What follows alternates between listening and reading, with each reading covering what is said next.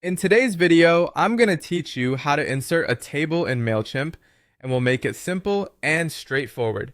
First off, go ahead and open your browser and navigate to Mailchimp.com. Once you're there, sign into your account using your credentials. With your account open, find the email campaign that you wish to edit.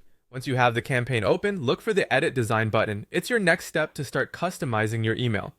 Now that we're in the design view, we're going to add a text block. It's quite easy. Simply drag and drop a text block into the area of your email where you want the table to appear. This text block is where we'll insert the table. When it comes to inserting a table, Mailchimp itself doesn't have a native table creation tool.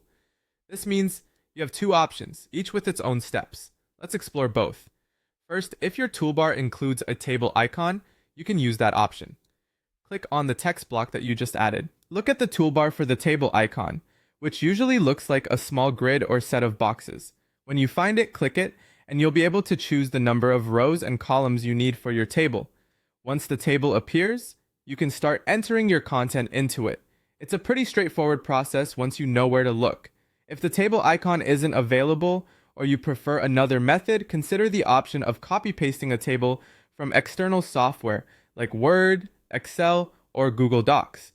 Start by creating a table in one of these programs. Once your table is ready, just highlight it and copy it to your clipboard.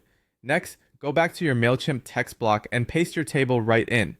Though it's a simple method, there might be some tweaks needed, such as adjusting the spacing or alignment to fit the Mailchimp layout better.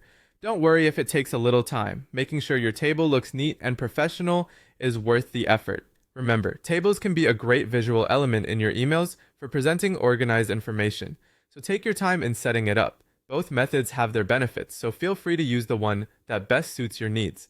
By following these steps, you're well on your way to effectively inserting tables in your Mailchimp emails. Thanks for watching, and happy emailing!